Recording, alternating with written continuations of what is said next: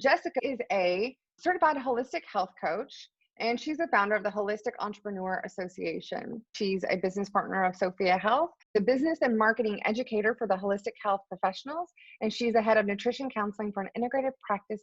Hello. Thank you so much for having me here, Riley. And today I'm looking forward to digging into supporting your community with online programs specifically and getting started with creating programs. And we're going to be talking about some kind of low barrier programs, low cost programs. Sometimes people refer to this as tripwire programs or intro programs. Basically, they can help your audience get familiar with you and your services before investing in a higher package price of one-on-one consulting. However, you can also absolutely use what we're going to be speaking to today to build out a more fully fledged online course, online program. And I will give a few examples kind of each of these things, however you want to use the concepts that we're covering today. But now that we are in this situation where we're all basically remote, at least here in Los Angeles still, we are socially distanced and it's forced a lot of practitioners to move online.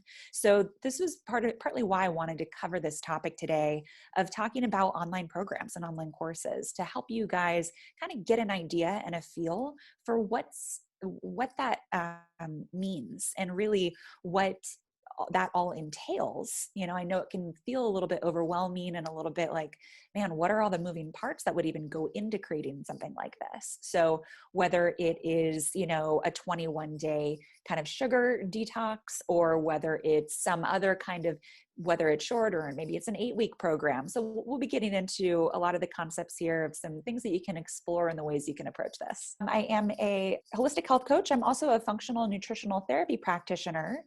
And I have worked with clients one-on-one, in group programs, online, a variety of different ways, as well as Riley mentions, the head of nutrition counseling for an integrative medical center here in Los Angeles. Now, I will say, when I first started, I thought I'd be able to just roll out of nutrition school and start my business like a boss right away. However, that was not the case. That was not the case for me. I started my practice in 2011. I've been at this for almost 10 years. And I will say that it was kind of a rude awakening almost after I graduated my nutrition program of like, where are all the clients, right? I have my certification. I know how to help people. Where's all my clients? But I really found that to be successful as a practitioner, you really have to be successful as an entrepreneur. So that is what I want to also impart to you today, is that is so true. To be successful as a practitioner, you also have to be successful as an entrepreneur, as a business owner, and kind of get to understand some of these basic business and marketing concepts so that you can take off that sort of invisible lab coat, so to speak, and make sure that people understand what it is that you do, right? And that's why I love the Sofia Health platform, is because it provides that conduit, right? It really provides that point of connection, and it allows you to get your business up and running so quickly. So that's why I love Sofia Health. I'm so happy and proud to be a partner, because I think it's so important to be able to get up and off the ground and running quickly. But we still do need to have an understanding of how this business and marketing stuff works, right? So what I did, and what I would encourage you guys to do, is really kind of embrace this aspect of business and marketing, and really educating yourself on what this stuff means, right? And I love that you are here today or watching this recording, because that does mean you want to learn this stuff, you're interested in it, and hopefully you can also embrace this concept of the fact that business and marketing can be fun. It can be a great way to help spread your services far and wide.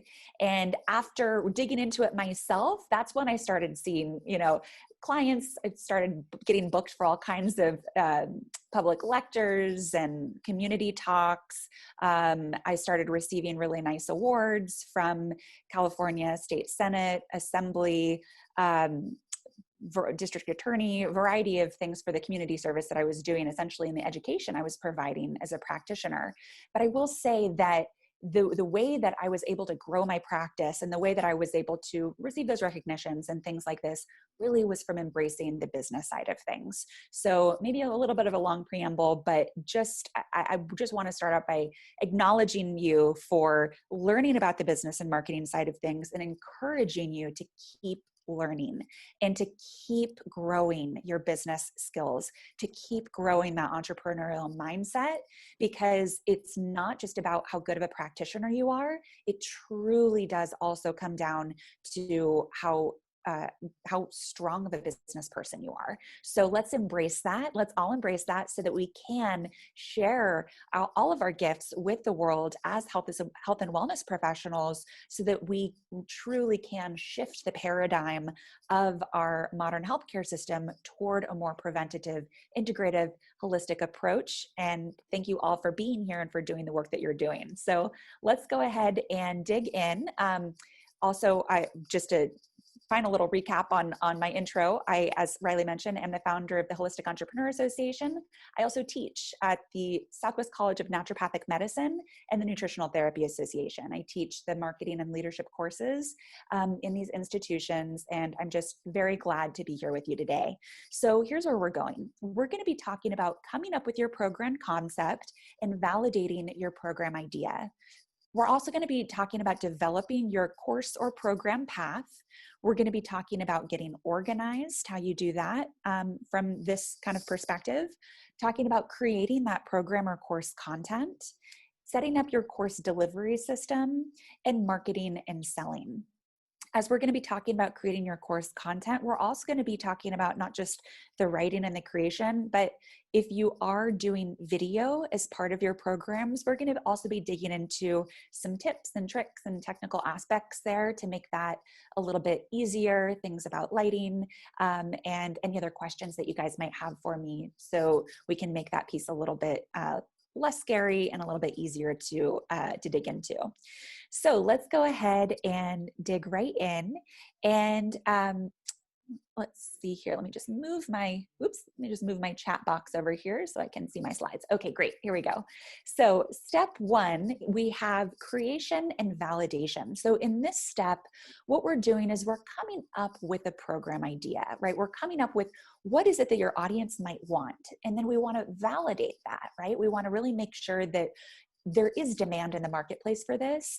And we also want to take a little time in the beginning to get information on what's working and what isn't working around things that are already available for people on that subject or on that concept. So whether your program is going to revolve around, clearing your skin, or maybe it's going to revolve around gut health, or whatever that might be, or, going keto, or whatever that might look like for you, whatever your modality is and whatever program might make sense for you, we want to look at what's already out there so we can see what's working and what isn't working, and is there actually a demand for this? So first step that we want to take here is brainstorming your program idea by identifying, what are you passionate about? And specifically, what are the pain points that you are solving? Now, this is such a key thing that I think that it's a little bit easy for practitioners to miss the mark on a bit or skip over, because for many practitioners, they want to help everyone and they want to help everyone with everything. However, when it comes to specifically, especially program creation, we need to get really clear on the actual thing that we're helping people with, right? We actually need to get super clear on what problem we are helping people overcome. Again, whether that's clearing skin, whether that's maybe it's supporting them with healthy weight loss, maybe it's helping them with digestive issues, maybe it's constipation and diarrhea, maybe it's something totally different, maybe it's brain fog, whatever that might be. People are going to work with you and or purchase your program or online course because there's a specific outcome that they resonate with. There's something specific that they need that you are assuring them is covered in this program. This is essentially your value proposition, right? What value are you bringing to the table? What value is your program bringing to the table? And how does that connect with their challenges, fears, frustrations, and desires? If there's a disconnect there, you're not going to sell your programs, and you're unfortunately not going to sell your services, because it needs to be so crystal clear in terms of the fact that you truly do solve this pain point. You provide a solution to the actual challenge that these people are facing. So the more clear we can get on that, the more clarity we can have on that, the more successful we're going to be. So once we've brainstormed these ideas and once we've thought of these things, then we want to validate these concepts. And we can do that through a couple of different ways. One is through looking at online course platforms for programs that already exist. So as an example, let's say you're deciding between, creating some sort of program on dysbiosis or acne or something like this.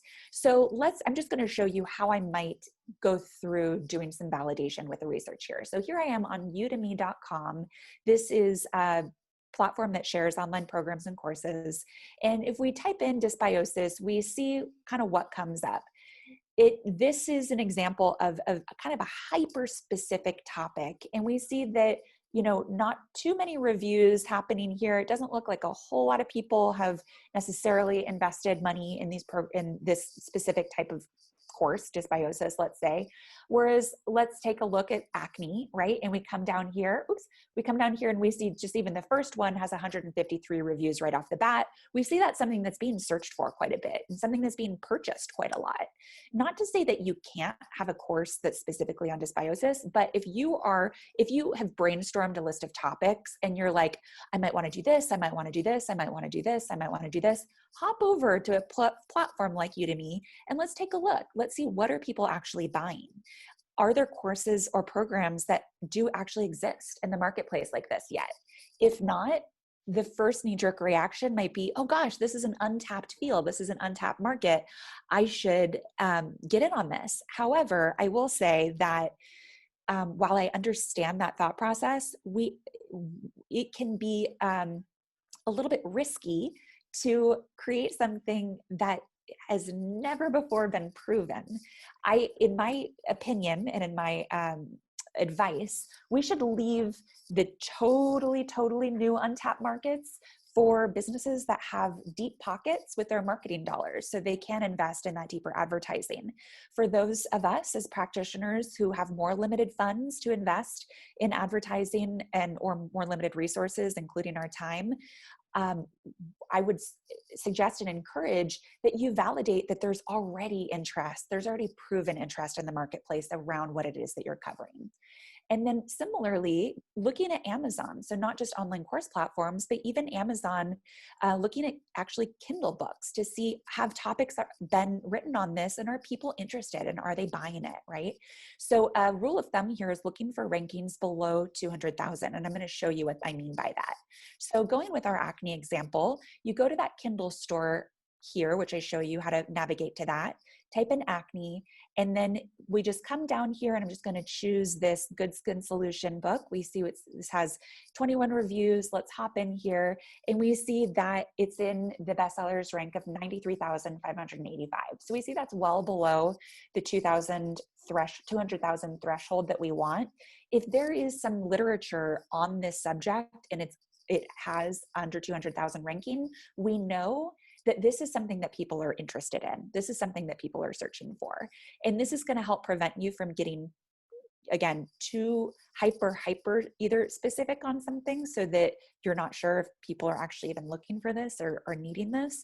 And it'll prove to you that, okay, good, there is interest in the market about this. And something else that I think is even most important about this validate step is reading reviews from those things that you are interested in creating programs about. Actually reading reviews from the books and the programs that currently exist on that topic. So here's, that same book, same Kindle book, scrolling down here, and we see this reviewer, Olivia.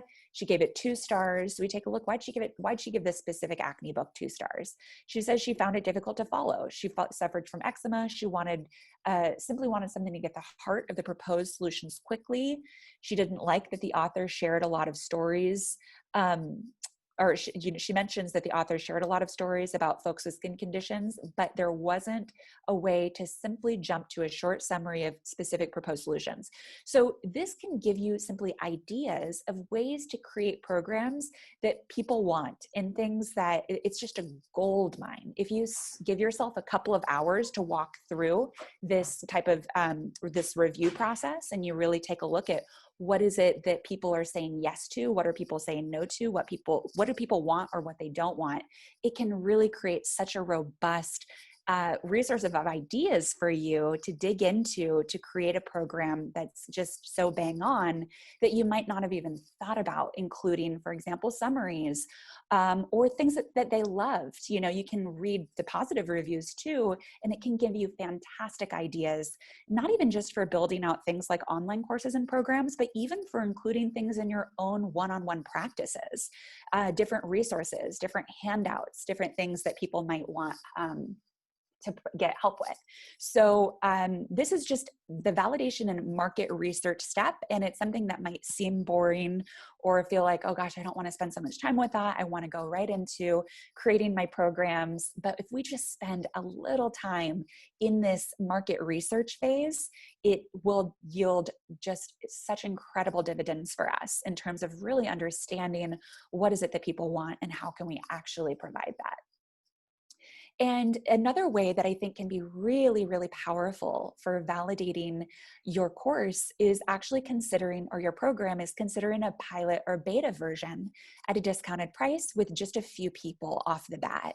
Now, this is not only going to help you validate the idea by showing you, okay, people will actually pay for this, right? People are actually going to take out their wallet and and provide some investment here, but you'll also get really valuable feedback on what's working and what's not working in your course, right?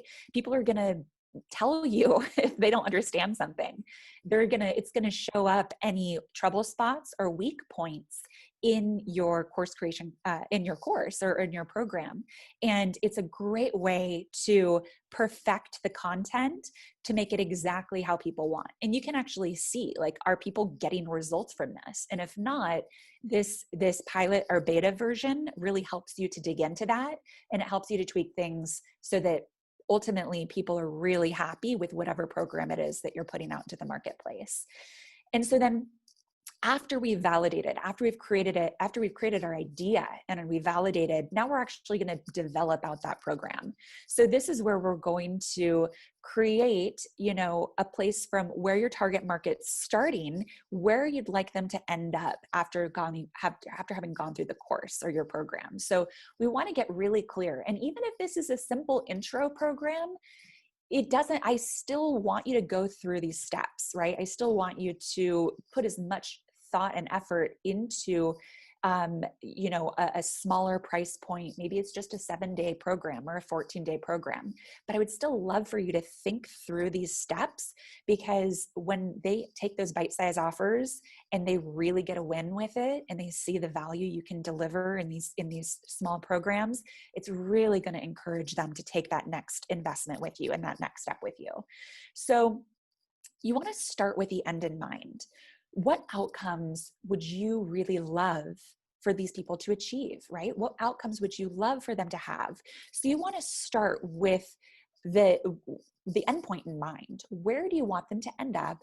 And then you take a look, where are they starting, and think through exactly where they're starting, what's the endpoint you want them to get to, and then building out your program so that you can naturally walk them through that. Take their hand, walk them through where they're starting to this finite endpoint that you'd like them to achieve. And as you're kind of walking through this, you can ask yourself, like, are there milestones that naturally come up for you, right?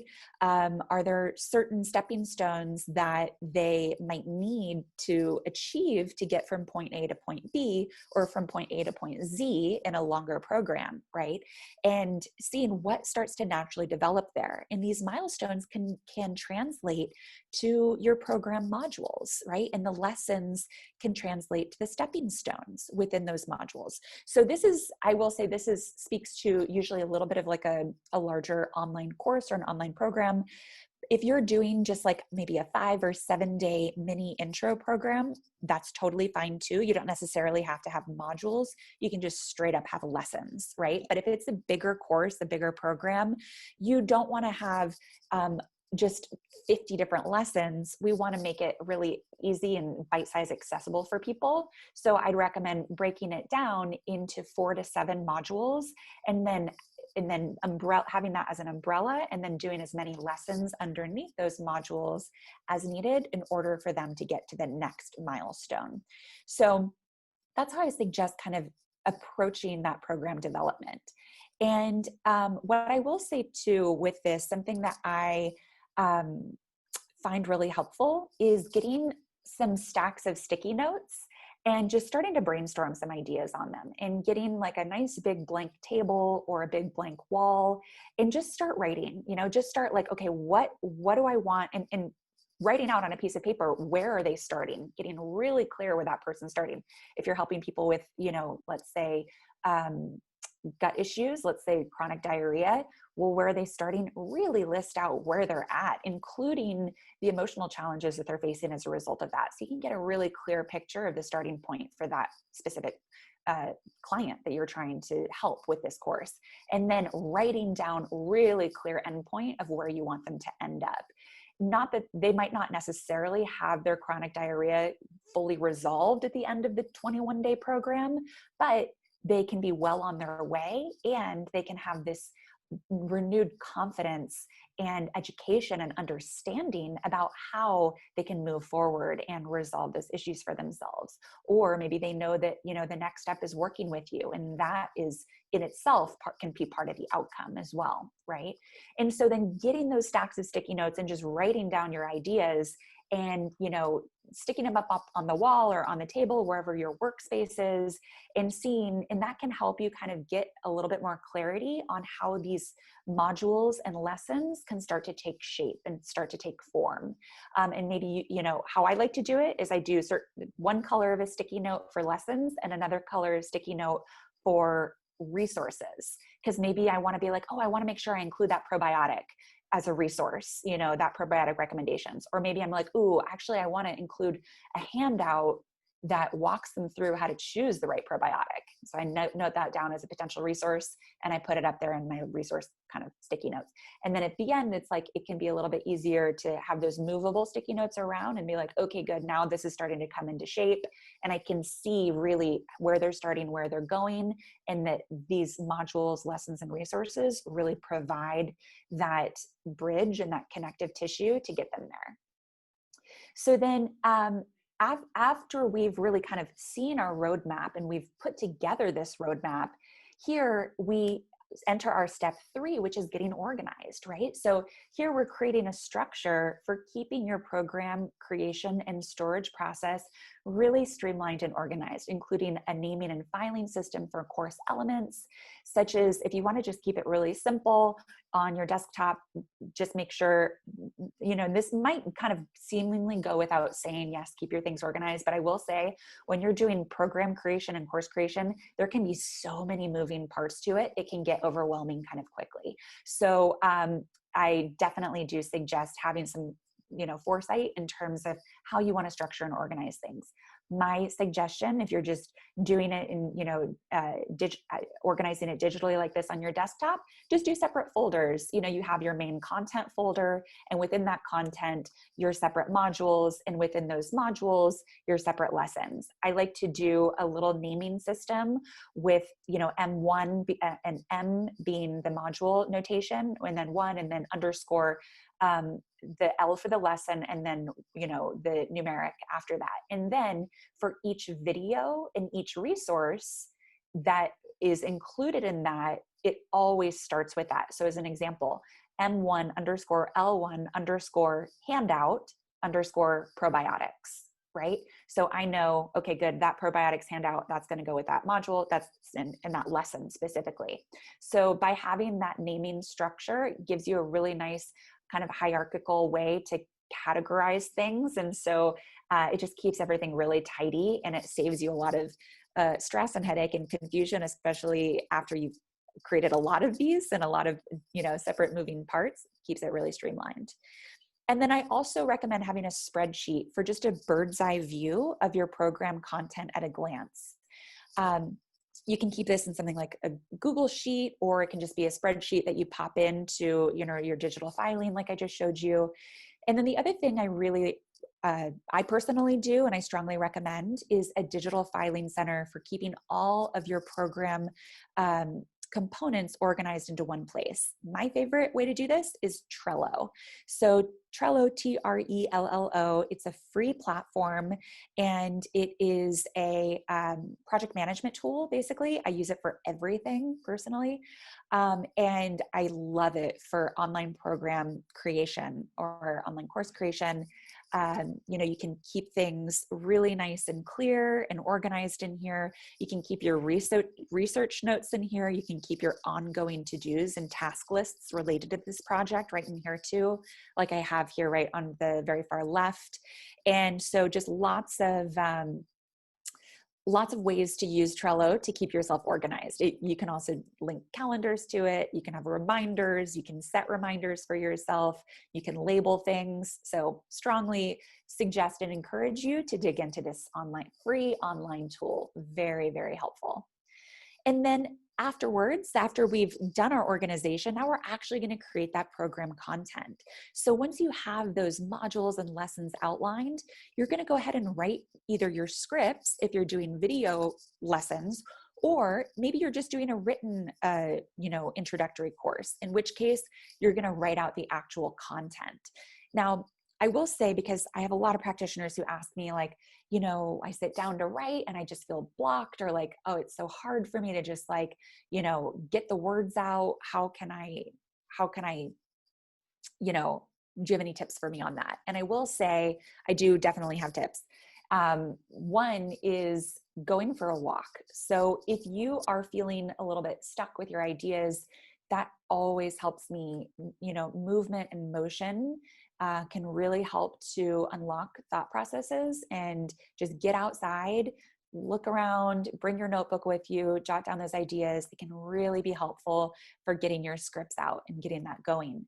I'm also a really big fan of thinking that I'm talking to like a dear friend or somebody I love, rather than being like, oh, I'm going to talk to all these people who are going to listen to this program, rather than doing that, because that can feel a little bit weird, or it can feel kind of like it just freezes you up a bit, if you can have a specific person in mind who you really love and care about, and you really want them to have this information, it makes it flow so much more easily. So I strongly suggest doing that too. I also like to, if I'm, whether I'm writing scripts for videos or I'm doing just written program creation, I like to say it out loud, either while I'm writing it or after I've written it, because I really like to try to have my programs personally feel more conversational rather than too kind of buttoned up, right? So I think that especially in this field of health and wellness, it is an intimate thing that we're doing with people, right? We're helping people with their health, which is one of the most intimate things. So I find that for myself and for my students and those I work with, having a kind of a warm conversational feel that lets your personality shine through is a really, really great way to go. And so after you've written your scripts, you're ready to record if you are doing video content here. Or if you want to keep things really simple and just have it as a written program, you can totally do that as well. But if you are doing video, I just want to give you a few tips here. So here we're going to get into some of those technical aspects. So the fastest way is if you're going to be doing video, and you don't want to be on camera, but you want to have some video content, then an easy way to do this is sharing your screen. Just like I'm doing right now here over Zoom, sharing my screen with my slides, and you don't even need to see my face. If you do like a screen capture with something like the software that I use is Screenflow. But if you're on a PC, Camtasia is also a really good software that you can use as well. So that's what I use to record my screen. Or you can be on camera if you want to, or you can do a mixture of both if you'd like. And you can also, if you are doing on camera, you can use Zoom to record your on camera, that you can keep that really simple.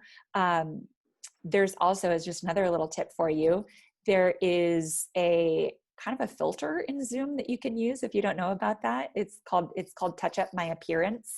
And it's just like a nice little bit of, makes you look like you've had a little more sleep, makes you feel a little more confident on camera. So if you're not familiar with that feature, you can just Google, where do I find the Zoom Touch Up My feature, Touch Up My Appearance feature. You can go in there and it acts as a little bit of a filter to make it look a little bit more professional in that way. So, so you can use Zoom to record. That's a great way to do it. And also just a note on lighting. Now, I'm certainly not in the best lighting here. I'm not exactly in my normal recording setup right at this moment. However, I will say having a source of natural light behind your computer or behind the camera is a great way to go, right? If you don't have lighting equipment, you don't have to have lighting equipment. It does help. And I do strongly recommend having a ring light. They are like instant sleep and instant professional lighting. The Diva light is a really great one. It's an 18-inch ring light. It is a bit of an investment. I think it's like $275 or something like that on Amazon. But there's been a lot that have come out in the recent years as well. You don't have to spend quite that much. But that is sort of like the gold standard. That 18-inch is going to give you a lot of really nice natural looking light. You can adjust the brightness of it, and having that ring light behind your computer is a really, really, or behind whatever camera you're using, is instantly makes it look so much more professional. So I would strongly suggest you do that. But you can get a ring light for as little as like $30 or $40 on Amazon as well. You might not have all the, functions and capabilities, and it will definitely be a smaller one. But you can certainly use that too. I've used those as well. And if you want to get started there, that's absolutely fine too. Or if you have a nice big window, and you can position your setup so that you can be right in front of that window, that can be great too. So lighting is really important, and also making sure that your audio is good too, right? So, you don't have to have an external device. If you do want to step it up a notch, I do recommend there's a couple different levels that you can do, but I would say like stepping it up a notch without breaking the bank. You can use something called the blue Snowflake, which is it's a microphone that you plug right into your computer. It's only like $40, but it really can increase the audio quality when you're doing recordings for your programs. So the blue Snowflake, you can find it on Amazon. You plug it right into your computer and it really increases that audio quality. And then you can edit with an editing software either built into your computer, like if you have iMovie or something like that on your computer, you can use that. Or as I mentioned, Screenflow is excellent for Mac computers. Camtasia is excellent for PCs. Or there is a free program called OpenShot that you can download on either a Mac or a PC that you can use to edit as well. And so then after you've created it, digging into your program delivery system. So especially if this is your first time creating a program, creating a course, I really recommend keeping it simple. If using something like Teachable, or even if you're not using video, doing something that just sending it out like via email or a downloadable PDF. And actually, Riley, I'd love to know if you have thoughts, or if they're in Sofia Health, if there's any features or anything that you wanted to mention, or that you like to recommend to people for delivering either PDFs or something along these lines. We actually let our practitioners sell products. Great. So if they have anything that they can link, when somebody buys it, it will be automatically sent. Okay, cool. Okay. Yeah. Well, that's great. That's great to know though. That's awesome. I love that. I thought so. So I wanted to take a moment to mention that as well, or to have you mention that as well. And then, Or, like if you wanted to do something that was like a full on, videos and really robust, then, you could look at something like Teachable or something along these lines. And then after that, after it's all up somewhere, then you're ready to actually market it and sell it. So, we could probably do a whole, a whole masterclass on this topic, certainly. But I wanted to at least just put in a plug here for the fact that, it's really a critical piece. One mistake that I do see practitioners making is spending all their time that they've dedicated to this concept of this project of their program. They spend all of it on the actual creation of it and none of it on the marketing and selling. And in truth, I'm going to get to this and then I'll go back, but this is actually what it looks like. It's like, the ideation phase is not too long. The development is not too long. The organization is pretty short. The creation is a little longer.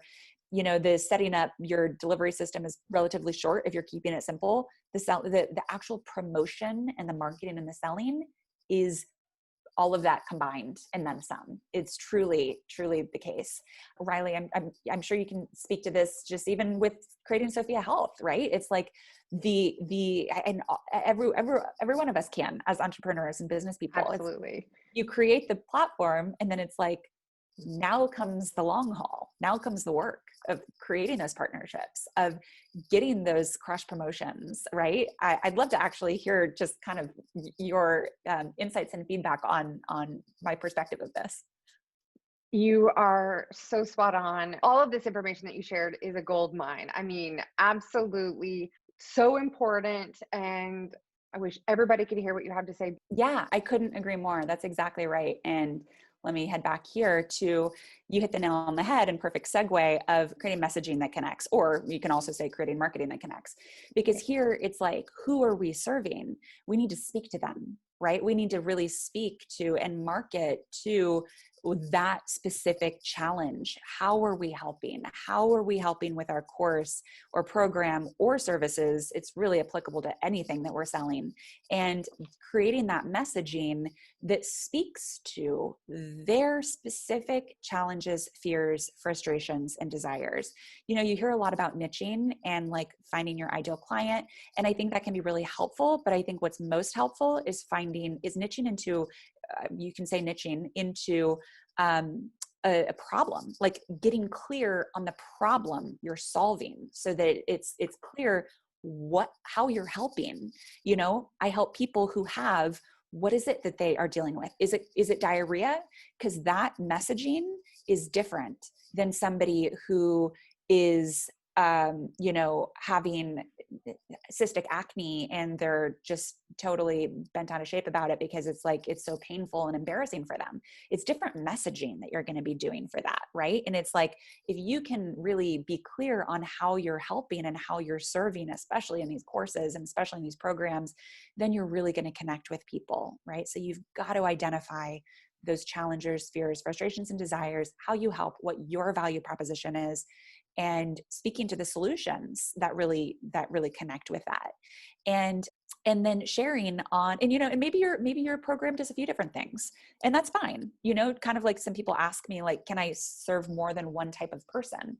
Yeah, I think that's absolutely fine, but you have to speak to it. Yeah, it's like, sure, if you want to help digestion and acne, that's fine, but you have to speak to it. You don't want to just say, I help people get healthy, because that's not, or this course is going to help people get healthy. It's not going to speak to the people who have the very real problems of chronic, IBS diarrhea situation or chronic cystic acne. It's just not going to speak to them and impinge, and really get in and have them wake up and say, oh, I need this.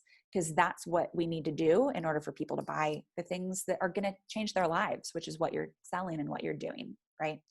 And then sharing on your own channels, cross-promoting.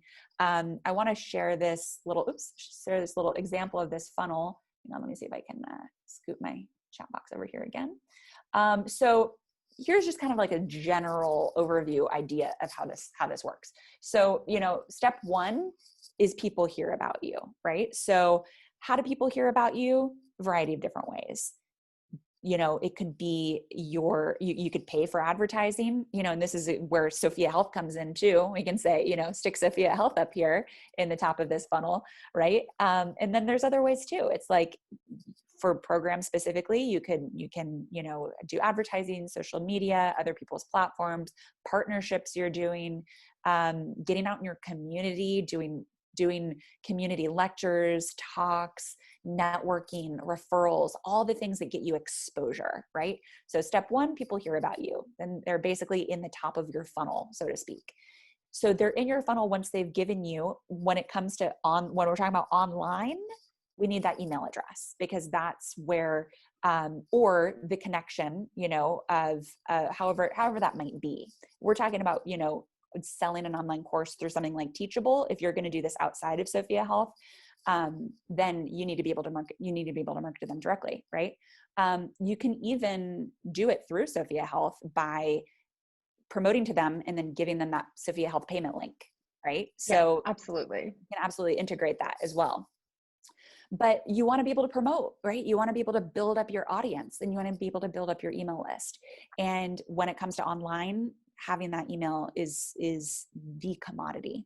And I just want to say here too, on what we did at Sofia Health is we let the practitioner own that relationship with the client. I feel like people don't understand how valuable that is. I love that. I totally agree. It's really, definitely, it's so valuable. And then once they are, in your kind of funnel, so to speak, then you want to nurture them. You want to continue to build that relationship. You want to make sure that you're showing up for them in a way that provides consistent value and in a way that brings value to their lives, right? And your funnel, you can think about the walls of your funnel being strongest when you're properly nurturing your prospects. You're not just hitting them with sale, you're not just hitting them with like sales language and communication, you're providing them with value as well, right? And if you're doing a great job of that, then when you do promote your things to them, then you can expect to convert anywhere, if it's specifically strictly and only online, 5 to 10% is a good conversion rate. So what that tells us is that we need a really decent amount of people at the top of our funnel in order to see the results we want on the bottom of the funnel, when we look at the fact that 5 to 10% is actually a really decent conversion rate for when we're talking about online. In-person sales conversations tend to be higher than that, right? Because it's easier to sell somebody on your services when you can have that live conversation. You can actually hear what they're dealing with. You can speak that back to them, and you can really match your services and explain how your services match to what that is that they're dealing with in the discovery calls or whatever your intake process is like, right? But when it's online, oftentimes your online messaging is going to need to do the selling and the closing. And so oftentimes when you're just starting out, it's going to be a little below 5% even, right? And then as you're tweaking and learning and adjusting, then it'll grow. But I just wanted to give you kind of an overview of how this works and show you why it's so important that you're continually adding people to the quote unquote top of your funnel. And I know that sounds kind of sterile. It sounds like a little bit like, well, we're talking about serving and helping humans here, right? We're not talking about like being marketing machines, but I think it can be a helpful analogy just so you can see literally that it gets smaller. And that's just like anything with any business. You need a lot of leads up at the top so you can get your conversions down at the bottom. And of course, as we're talking about this, we're always knowing and thinking there's like, these are real people with real emotions and real problems. And yes, we're converting them, but what that means truly is that we are having the opportunity to change their lives for the better, right? It's like, this is where we really can do the work that we feel called to do and that we're really meant to do. So that's why understanding and embracing some of these marketing concepts, it allows us to live out our purpose and live out that value and be of service to those we're trying to help. So now we go back to that one that I had mentioned.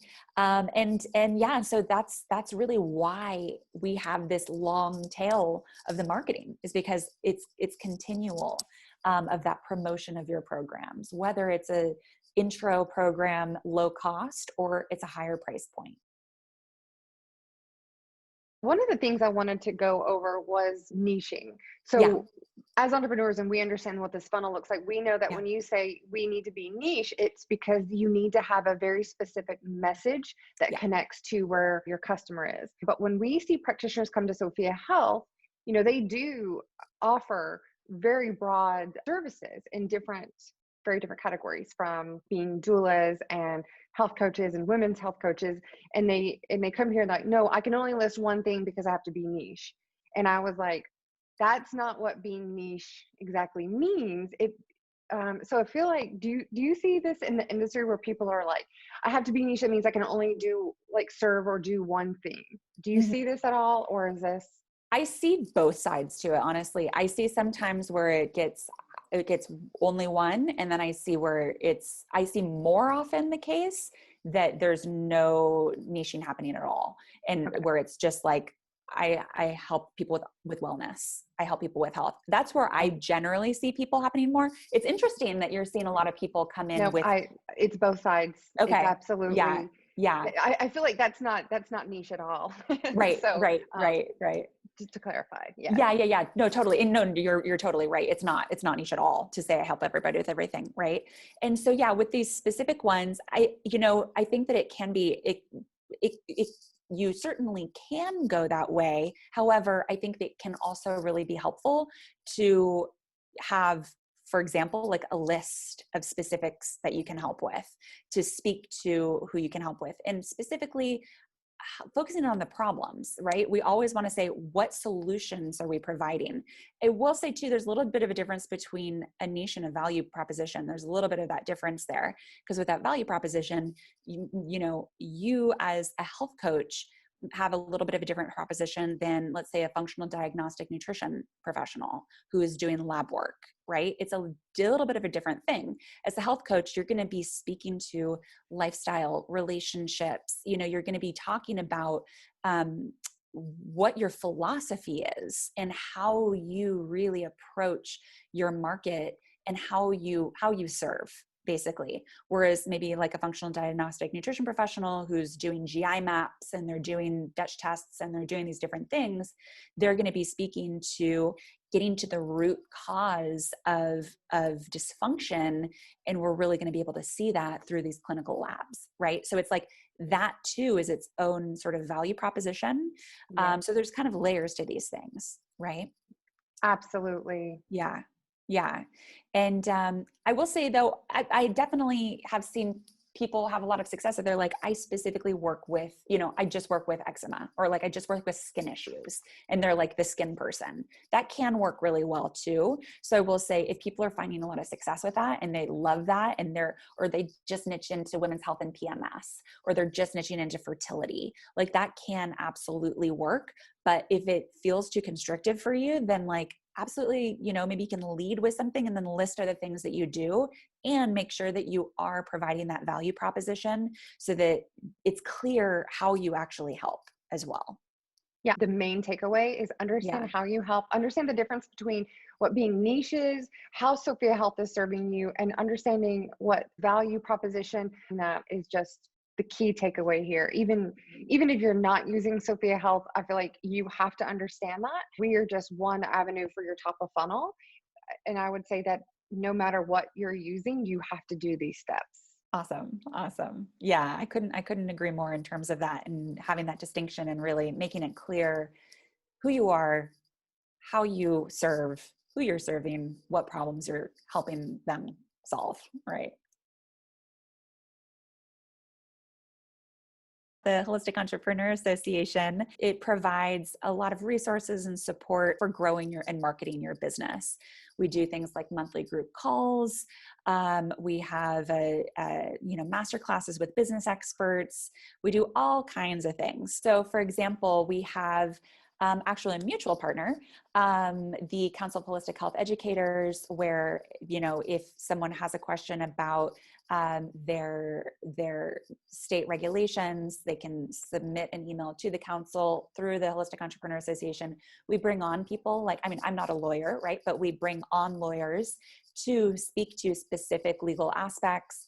And we bring on insurance specialists. We bring people in who who are exact professionals in these different legal, financial fields.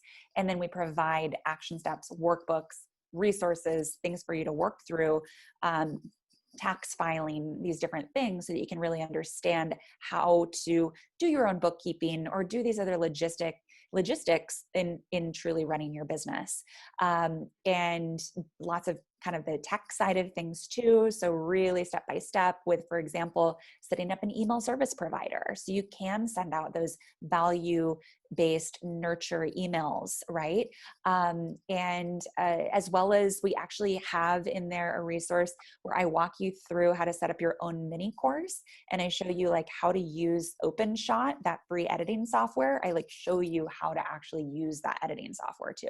So we get really granular and really nitty gritty, because I know that the technical side of things can be so overwhelming for practitioners. And so I wanted to make sure that we had resources that really helped practitioners get over that hurdle as well. So I would love for you guys to sign up if you haven't already through the Sofia Health link. You get free access to the professional membership and a free trial for signing up through Sofia Health. So I just wanted to make sure people knew where to get more information for that as well. Thanks so much.